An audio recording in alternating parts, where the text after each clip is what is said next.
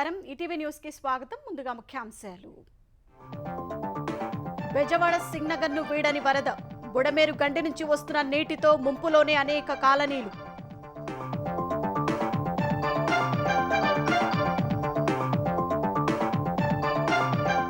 ముంపు ప్రాంతాల్లో మంత్రుల పర్యవేక్షణలో నిత్యావసరాల పంపిణీ. వేగంగా సాగుతున్న పారిశుద్ధ్య పనులు.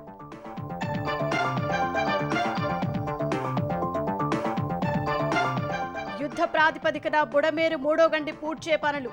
ఈ రాత్రికే పూర్తి చేసేందుకు విశ్వ ప్రయత్నాలు.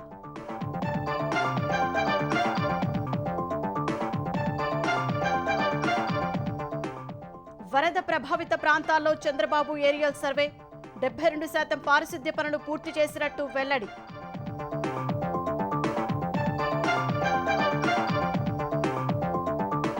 తెలుగు రాష్ట్రాల్లో పంట నష్టాలపై శివరాజ్ సింగ్ పరిశీలన. రైతులతో ముఖాముఖి, అండగా ఉంటామని హామీ.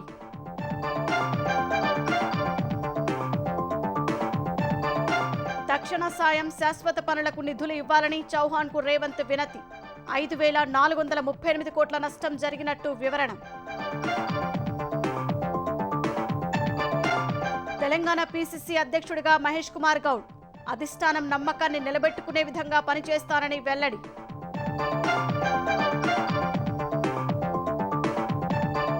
ప్యారిస్ పారాలింపిక్స్ లో భారత్ కు మరో స్వర్ణం.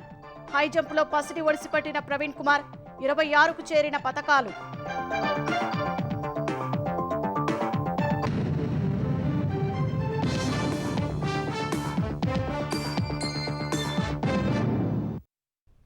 విజయవాడలోని బుడమేరు వరద ప్రభావిత ప్రాంతాలు ఇంకా ముంపు బారి నుంచి పూర్తిగా తేరుకోలేదు. కొన్ని కాలనీలను వరద వీడలేదు.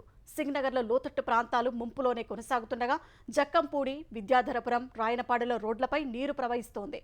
ముంపులోనే ఉన్న కాలనీలు సహా వరద నుంచి బయటపడిన ప్రాంతాల్లో సహాయ చర్యలు ముమ్మరంగా సాగుతున్నాయి. మరోవైపు పారిశుద్ధ్య పనులు యుద్ధ ప్రాతిపదికన చేస్తున్నారు.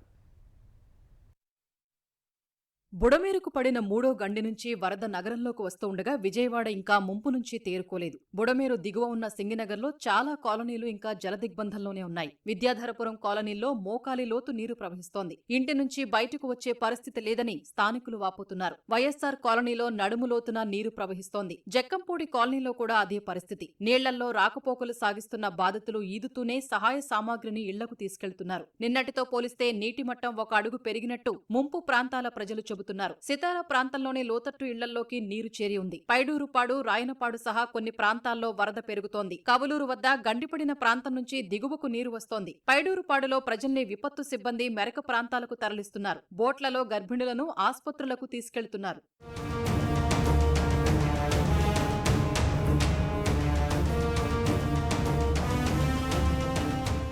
ముంపు ప్రాంతాలు సహా వరద నుంచి బయటపడిన ప్రాంతాల్లో బాధితులకు నిత్యావసర వస్తువుల పంపిణీని వేగవంతం చేశారు. 6 రకాల నిత్యావసర వస్తువులతో కిట్ల పంపిణీని మంత్రులు ప్రారంభించారు. 25 కేజీల బియ్యం, కేజీ కందిపప్పు, పంచదార, 2 కేజీల ఉల్లిపాయలు, బంగాళదుంపలు, లీటరు పామాయిల్ సరుకుల్ని అందిస్తున్నారు. విజయవాడ బీఆర్టీఎస్ రోడ్డు నుంచి నిత్యావసర సరుకుల కిట్ల పంపిణీని మంత్రులు అచ్చెన్నాయుడు, నాదెండ్ల మనోహర్, కందుల దుర్గేష్ ప్రారంభించారు. ప్రతి ఇంటికి నిత్యావసర సరుకుల పంపిణీ 100% అందేలా అధికారులకు మంత్రులు ఆదేశాలిచ్చారు. ముంపులోనే ఉన్న ప్రాంతాల్లో స్థానికులకు ట్రాక్టర్ల ద్వారా ఆహారం, పాల ప్యాకెట్లను పంపిణీ చేస్తున్నారు. వైఎస్సార్ నగర్, జక్కంపొడి తదితర ప్రాంతాల్లో ఇంటింటికి వెళ్లి నిత్యావసరాలు అందిస్తున్నారు.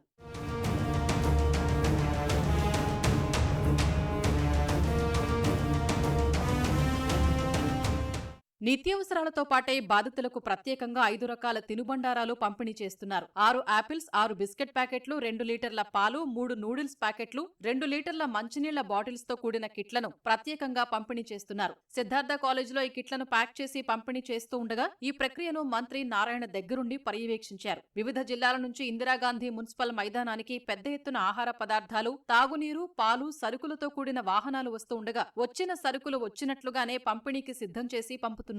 ఇదే సమయంలో ముంపు నుంచి బయటపడిన ప్రాంతాల్లో పారిశుద్ధ్య పనుల్ని అధికారులు ముమ్మరం చేశారు. ఏపీలోని వివిధ మున్సిపాలిటీ, పంచాయతీల నుంచి వచ్చిన సిబ్బంది చెత్తను తొలగిస్తున్నారు. వరద నీరు పూర్తిగా ప్రవహించేలా ఏర్పాట్లు చేస్తున్నారు. అంటువ్యాధులు ప్రబలకుండా బ్లీచింగ్ చల్లుతున్నారు. విజయవాడను ముంపు పూర్తిగా వీడే వరకు సహాయక చర్యల్లో ముమ్మరంగా పాల్గొంటామని పారిశుద్ధ్య సిబ్బంది చెబుతున్నారు. మరోవైపు వరద బాధితులకు వైద్యం అందించేందుకు మెడికల్ క్యాంపుల్ని ఏర్పాటు చేశారు. విజయవాడ సింగ్నగర్కు వరదను నియంత్రించడమే లక్ష్యంగా బుడమేరు గండ్ల పూడ్చివేత పనులు కొనసాగుతున్నాయి. ఇప్పటికే 2 గంటలు పూడ్చిన అధికారులు 3వ గండి పూడ్చివేత పనులు ముమ్మరంగా చేస్తున్నారు. ఓవైపు వర్షం, మరోవైపు 9,000 క్యూసెక్కుల వరద ఉధృతి ఉన్నప్పటికీ 5 రోజుల నుంచి చాకచక్యంగా పనులు చేస్తూ 2 గంటలు పూడ్చినట్టు నిమ్మల తెలిపారు.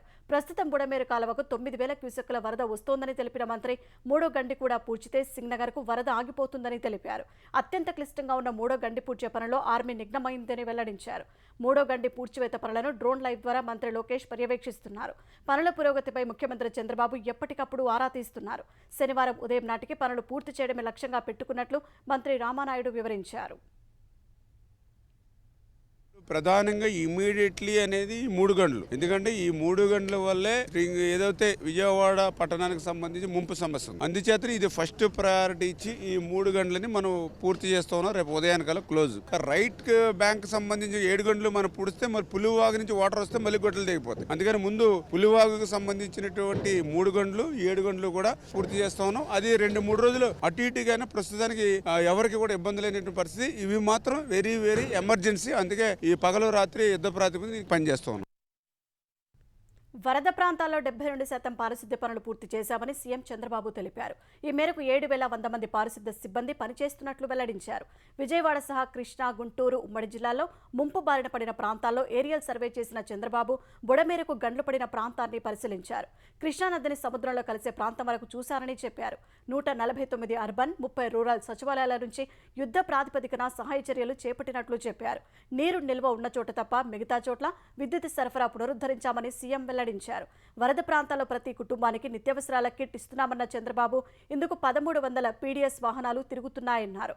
అంటువ్యాధులు ప్రబలకుండా వైద్య శిబిరాలు ఏర్పాటు చేసి జాగ్రత్తలు తీసుకుంటున్నామని చంద్రబాబు స్పష్టం చేశారు. 78 కిలోమీటర్ రోడ్స్ కూడా క్లియర్ చేశారు. ఎలక్ట్రిసిటీ మొత్తానికి ఇచ్చారు. కానీ 23,514 కనెక్షన్స్ ఇవ్వలేకపోతున్నారు. అక్కడ నీళ్లున్నాయి, షార్ట్ సర్క్యూట్ వస్తుంది. ఇవి ఎప్పుడైతే నీళ్లు రిసీడ్ అవుతానే ఇమీడియట్ కనెక్షన్స్ ఇవ్వడానికి సిద్ధంగా ఉన్నారు. గ్రామీణ ప్రాంతాలైతే మొత్తం కనెక్షన్స్ అన్ని ఇచ్చేశారు. 161 మెడికల్ క్యాంప్స్ పెట్టారు. ఈ 2-3 రోజుల్లో 54,000 మందిని ట్రీట్మెంట్ ఇచ్చారు. బస్సులు కూడా ఫ్రీగా పెట్టాం. ఎందుకు బస్సులు ఫ్రీగా పెట్టామంటే ఇంటి దగ్గరనే ఉంటే మానసికంగా ఆందోళన చెందుతారు కాబట్టి బస్సులుంటే కొంత బయట తిరిగితే కొంత ఫ్రీనెస్ వస్తుంది. చిన్న చిన్న పనులుంటూ కూడా చేసుకునే వీలు కల్పించాలనే ఉద్దేశంతోనే బస్సులు కూడా పెట్టాం. కృష్ణానది వరద, బుడమేరు ఉధృతి ఈ రెండు కలిసి ఉమ్మడి కృష్ణా, గుంటూరు జిల్లాల రైతులను నట్టేటా ముంచాయి. వరద పోటెత్తడంతో వరి, పత్తి, మిరప, పసుపు, కందతో సహా ఇతర పంటలు పూర్తిగా దెబ్బతిని అన్నదాతలు నష్టపోయారు. గన్నవరం నియోజకవర్గం కేసరపల్లిలో పంట పొలాలు ముంపునకు గురయ్యాయి. వేల రూపాయలు పెట్టుబడి పెట్టిన రైతులు తీవ్రంగా నష్టపోయారు. కౌలు చెల్లించుకునే పరిస్థితి కూడా లేదని రైతులు వాపోయారు. ఎన్టీఆర్ జిల్లా పైడూరిపాడులో వరి, పత్తి, మిరప పంటలు పూర్తిగా దెబ్బతిన్నాయి. ఇప్పుడిప్పుడే వరద ప్రవాహం తగ్గుముఖం పట్టగా రైతులు వచ్చి తమ పొలాలను చూసుకుని కంటతడి పెడుతున్నారు. బాపట్ల జిల్లాలో వరదలు రైతులను కోలుకోలేని దెబ్బతీశాయి. 5 రోజులుగా లంక గ్రామాల్లోని పంట పొలాలు వరదలో మునిగి పూర్తిగా దెబ్బతిన్నాయి. చాలా చోట్ల పంట పొలాలు ఇప్పటికీ నీరు తప్ప పైరు కనిపించడం లేదు. ఇప్పుడే పంట నష్టాన్ని అంచనా వేయలేమని, ప్రభుత్వమే తమను ఆదుకోవాలని రైతులు వేడుకుంటున్నారు. పంట చేతికి వచ్చే స్టేజ్ అండి. ఇంకా మనం చేయాల్సింది ఏమీ లేదు. ఒక కోటా పిండి పసుపుకు కానీ కందకు కానీ ఒక కోటా పిండి వేసుకుంటే పంట చేతికి వచ్చే స్టేజ్ అండి. ప్రభుత్వం గట్టిగా 100% క్రాప్ డ్యామేజ్ లాసు ఇచ్చి ఆదుకుంటే తప్ప లేకపోతే రైతు బతికే పరిస్థితి లేదండి. మొత్తం కందకు వచ్చేసి ఎకరానికి వచ్చేసి 3 లక్షలు ఇప్పటికి పెట్టుబడి పెట్టేశారు. ఒక్కొక్క రైతుకి 5 నుండి 6 లక్షలు వచ్చే క్రాప్ పోయిందండి. ఇప్పుడు చూసిన పంట పొలాలు ఎటు చూసినా అన్ని నష్టపోయాం సార్. ఇప్పుడు కొత్తగా పత్తి, మిరప, మొత్తం వరి పొలాలు అన్ని నష్టపోయాం సార్. ఎటు పోయినా నీటి మునిగిపోయినాయి. ఆంధ్రప్రదేశ్లో వరద కారణంగా నష్టపోయిన రైతులకు కేంద్రం అండగా ఉంటుందని కేంద్ర వ్యవసాయ శాఖ మంత్రి శివరాజ్ సింగ్ చౌహాన్ భరోసా ఇచ్చారు. ఏపీలోని వరద ప్రభావిత ప్రాంతాల్లో జరిగిన నష్టాన్ని అంచనా వేసేందుకు నిన్న వచ్చిన చౌహాన్ ఇవాళ 2వ రోజు కూడా తన పర్యటన కొనసాగించారు. ఈ ఉదయం కృష్ణా జిల్లా కేసరపల్లికి వెళ్లిన ఆయన బుడమేరు దెబ్బకు నిండా మునిగిన పంట పొలాలను పరిశీలించారు. అనంతరం రైతులను ప్రత్యక్షంగా కలిసి పంట నష్ట వివరాలను తెలుసుకున్నారు. ఏపీ వ్యవసాయ శాఖ మంత్రి అచ్చెన్నాయుడు, భాజపా ఎంపీ పురంధేశ్వరి, వ్యవసాయ శాఖ అధికారులు శివరాజ్ సింగ్ చౌహాన్కు వరద ముంపు తలెత్తిన పరిస్థితి, దెబ్బతిన్న పంటలు, రైతులకు జరిగిన నష్టం వివరాలను అందజేశారు. అనంతరం పంట నష్టాలపై ఏర్పాటు చేసిన ఫోటో ప్రదర్శనను కేంద్ర మంత్రి తిలకించారు. తర్వాత రైతులతో ముఖాముఖి నిర్వహించిన ఆయన వరదల కారణంగా నష్టపోయిన పంటలపై రైతులు ఆందోళన చెందాల్సిన అవసరం లేదని, తాము అండగా ఉంటామని చెప్పారు. मैं खुद किसान हूँ, इसलिए किसान का दर्द मैं जानता हूँ। यहाँ हमने देखा अलग अलग फसलें पूरी तरह से नष्ट हो गई है। आदरणीय सीएम चंद्रबाबू नायडू गारू और प्रधानमंत्री नरेंद्र मोदी जी के नेतृत्व में केंद्र सरकार हम आपको विश्वास दिलाते हैं कि किसानों को इस संकट के पार निकाल कर ले जाएंगे। और इसलिए आंखों में आंसू मत लाइए। लीज पे जो लेते हैं उनको कई योजनाओं का लाभ नहीं मिलता, इसलिए हम नए सिरे से सोचेंगे कि जो जमीन लीज पे लेकर खेती करते हैं उनके लिए क्या योजना बनाई जाए। कि प्रधानमंत्री फसल बीमा योजना का पुरानी सरकार ने लाभ नहीं उठाया, प्रीमियम जमा नहीं किया, इसलिए किसानों को प्रीमियम के बदले उनको नुकसान की जो भरपाई होनी थी वो नहीं की गई। लेकिन कल मुख्यमंत्री जी से चर्चा हुई है, हम ऐसी रीति नीति बनाएंगे कि प्रीमियम का हिस्सा सरकार जमा करेगी, राज्य सरकार, और किसानों को कैसे फसल बीमा योजना का लाभ मिले। వరద ఉధృతికి పడవలు ఢీకొని దెబ్బతిన్న ప్రకాశం బ్యారేజ్ గేట్ల మరమ్మతు పనులు ముమ్మరంగా కొనసాగుతున్నాయి. ఇప్పటికే ధ్వంసమైన కౌంటర్ గేట్లను తొలగించారు.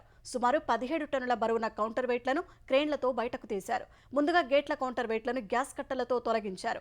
ఆ తర్వాత 67, 68, 69 గేట్లను అధికారులు పూర్తిగా మూసివేశారు. గేట్లకు అడ్డుగా ఉన్న 3 భారీ పడవల తొలగింపునకు అధికారులు చర్యలు చేపట్టారు.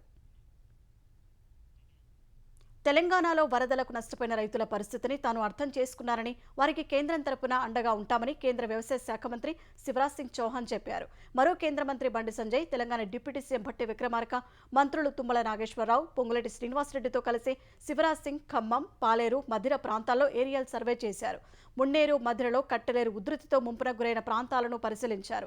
అనంతరం పాలేరు కాలువను పరిశీలించిన చౌహాన్ నవోదయ పాఠశాలలో ఏర్పాటు చేసిన ఫోటో ప్రదర్శనను తిలకించారు. ఖమ్మం, మహబూబాబాద్, ములుగు, సూర్యాపేట జిల్లాల్లో వర్ష బీభత్సానికి జరిగిన నష్టంపై భట్టి విక్రమార్క కేంద్ర మంత్రికి వివరించారు.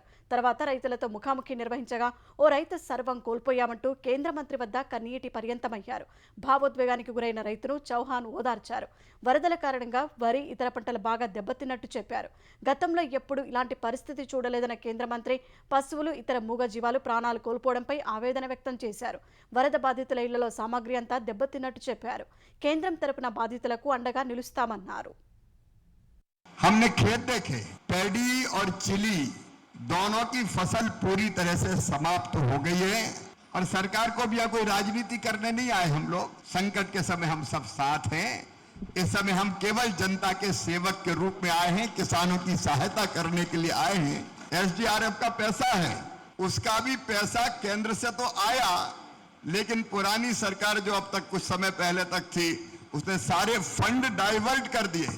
दूसरी प्रधानमंत्री फसल बीमा योजना, किसान को फसल का बीमा का लाभ मिलता है, तेलंगाना में लागू ही नहीं की गई।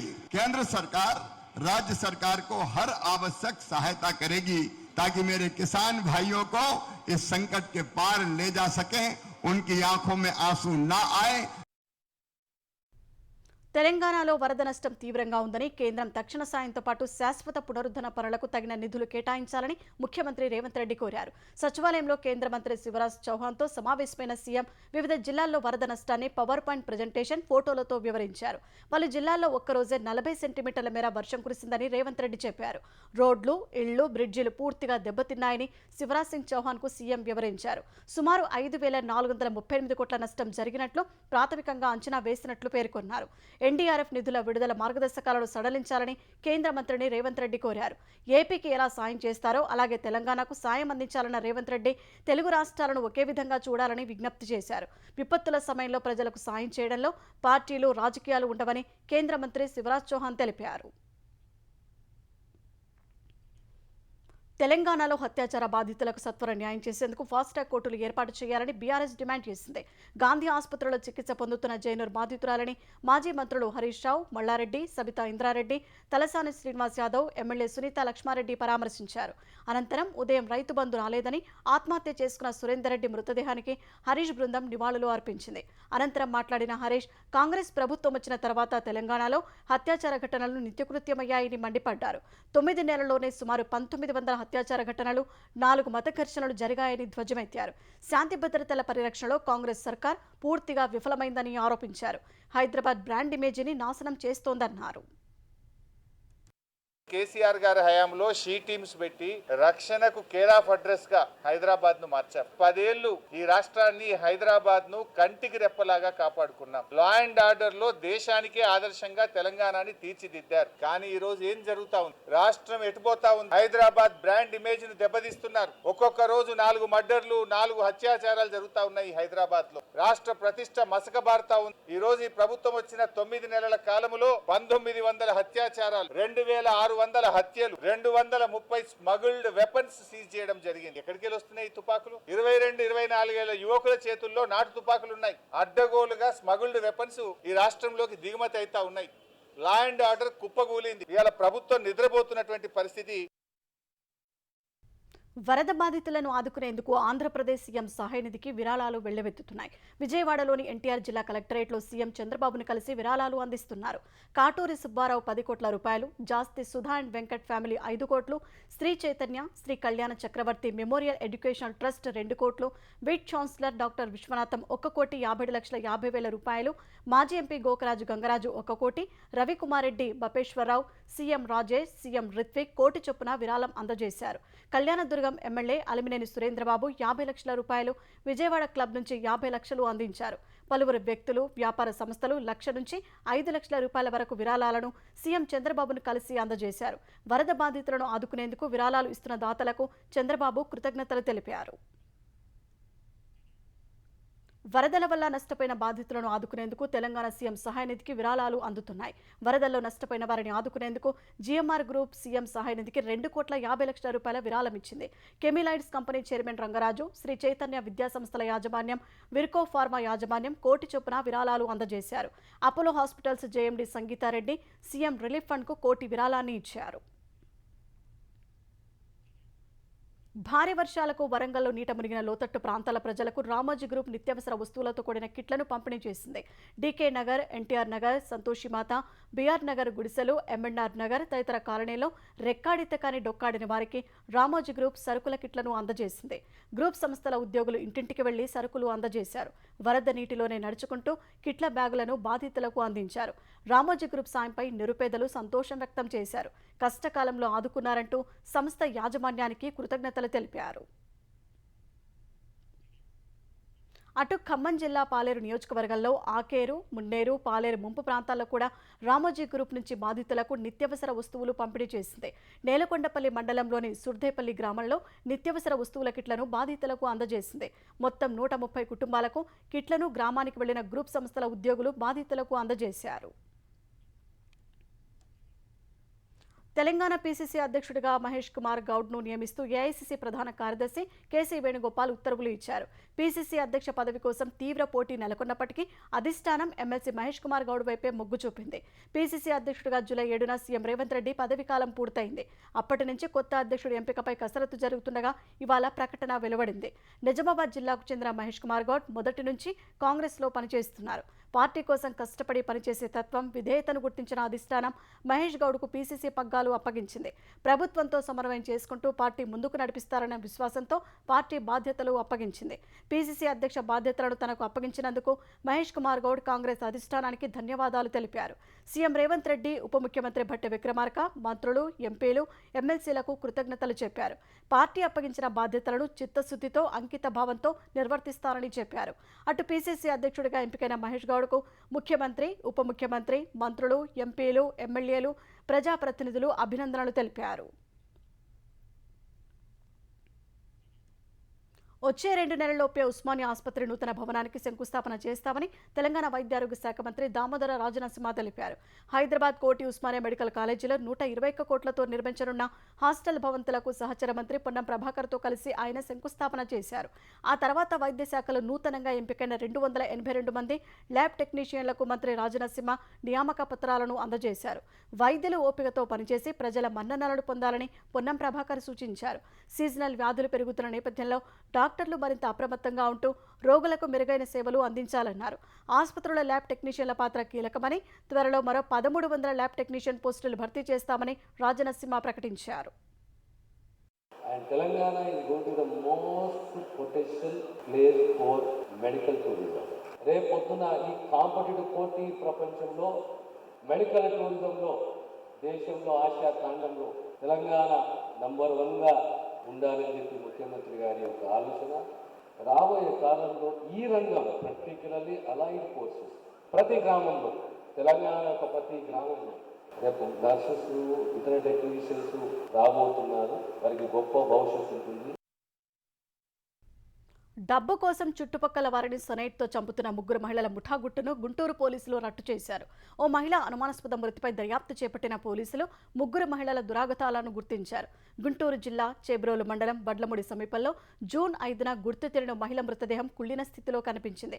అనుమానాస్పద మృతిగా కేసు నమోదు చేసి దర్యాప్తు చేపట్టిన పోలీసులు ఆమె తెనాలిలోని ఎడ్లలింగయ్య కాలనీకి చెందిన నాగుర్బీగా గుర్తించారు. మృతదేహంలో సరైన ఆనవాళ్లు ఉన్నట్లు పోస్టుమార్టం నివేదికలో గుర్తించిన పోలీసులు తెనాలి చేబ్రోలు మార్గంలో సీసీ కెమెరాలు పరిశీలించారు. జూన్ 2న మరో 2 మహిళలతో కలిసి నాగుర్బి ఆటోలో వచ్చినట్లు వడ్లముడికి వచ్చినట్టు గుర్తించారు. మిగిలిన 2 మహిళల్ని ప్రశ్నించగా అసలు విషయం బయటపడింది. డబ్బు కోసం బ్రీజర్లో సెనైడ్ కలిపి నాగుర్బికి తాగించి చంపినట్లు నిందితులు అంగీకరించినట్టు గుంటూరు జిల్లా ఎస్పీ సతీష్ కుమార్ తెలిపారు. మొత్తం 4 హత్యలు చేశారని, మరో 3 కూడా వీరు చంపాలని భావించినా ఫలించలేదని వివరించారు. హైదరాబాద్లో విస్కీ ఐస్ క్రీం దందాను ఎక్సైజ్ పోలీసులు రట్టు చేశారు. ఐస్ క్రీం పార్లర్పై సోదాలు చేసిన ఎక్సైజ్ అధికారులు విస్కీ కలిపిన ఐస్ క్రీంలు విక్రయిస్తున్న ముఠాను పట్టుకున్నారు. జూబ్లీహిల్స్ రోడ్ నంబర్ 1లోని హరికేఫ్ ఐస్ క్రీం పార్లర్లో తనిఖీలు చేసిన అధికారులు 1 కిలో ఐస్ క్రీంలో 60 మిల్లీలీటర్ల విస్కీ కలిపి అధిక ధరలకు విక్రయిస్తున్నట్టు తేల్చారు. సామాజిక మాధ్యమాల్లో ప్రచారం చేసి విస్కీ ఐస్ క్రీంలు విక్రయిస్తున్నట్టు గుర్తించారు. ఈ తనిఖీలో 11.5 కిలోల విస్కీ కలిపిన ఐస్ క్రీంలు స్వాధీనం చేసుకున్నారు. ఈ ఐస్ క్రీంలు తయారు చేసి అమ్ముతున్న Dayakar Reddy, Shobhan, ice cream parlour యజమాని చంద్రారెడ్డిపై కేసులు నమోదు చేశారు. అంతర్జాతీయ మార్కెట్లలో ప్రతికూల పవనాల మధ్య విదేశీ సంస్థాగత మదుపరులు అమ్మకాలు జరపగా దేశ స్టాక్ మార్కెట్లు ఇవాళ భారీ నష్టాల్లో ముగిశాయి. క్రితం 3 సెషన్లలో 358 పాయింట్ల నష్టపోయిన సెన్సెక్స్ ఇవాళ ఏకంగా 1017 పాయింట్లు పతనమైంది. క్రితం ముగింపునకు 30 పాయింట్ల దిగువన ఈ ఉదయం 82,171 పాయింట్ల వద్ద సెన్సెక్స్ ప్రారంభమైంది. కాసేపు లభించిన కొనుగోళ్ల మద్దతుతో కాస్త పెరిగిన సూచి 82,255 పాయింట్ల గరిష్ట స్థాయిని తాకింది. ఆ తర్వాత మదుపరులు అమ్మకాలకు దిగడంతో క్రమంగా నష్టాల్లోకి జారుకున్న సూచి ఒక దశలో 1213 పాయింట్లు దిగజారి 80,982 పాయింట్ల కనిష్ట స్థాయికి క్షీణించింది. తర్వాత కాస్త కోలుకున్న సూచి 81,184 పాయింట్ల వద్ద ముగిసింది. జాతీయ స్టాక్ ఎక్స్చేంజి సూచి నిఫ్టీ 293 పాయింట్ల దిగజారి 24,852 పాయింట్ల వద్ద స్థిరపడింది. ప్యారిస్ పారాలింపిక్స్లో భారత్కు మరో స్వర్ణం లభించింది. T64 విభాగంలో జరిగిన పురుషుల హైజంప్లో అథ్లెట్ ప్రవీణ్ కుమార్ 2.08 మీటర్ల ఎత్తు దూకి స్వర్ణం సాధించాడు. ఈ సీజన్లో ఇదే అత్యుత్తమ హైజంప్ కాగా ఈ రికార్డు జంప్ ద్వారా పారాలింపిక్స్లో ప్రవీణ్ వరుసగా 2వ పతకం సాధించాడు. ఉత్తరప్రదేశ్ నోయిడాకు చెందిన 21 ఏళ్ల ఈ అథ్లెట్ 2021 టోక్యో పారాలింపిక్స్లో రజతం సాధించాడు. అతి చిన్న వయసులోనే ఒలింపిక్ పతకం అందుకున్న పారా అథ్లెట్గా అప్పుడు చరిత్ర సృష్టించాడు. పారాలింపిక్స్ హైజంప్ పోటీల్లో భారత్ తరపున స్వర్ణం సాధించిన 2వ అథ్లెట్గా రికార్డు సృష్టించాడు. గతంలో మరియప్పన్ తంగవేలు పసిడి నెగ్గాడు. ఈ స్వర్ణంతో భారత పతకాల సంఖ్య 26కు చేరింది. ఇందులో 6 స్వర్ణాలు, 9 రజతాలు, 11 కాంస్యాలు ఉన్నాయి.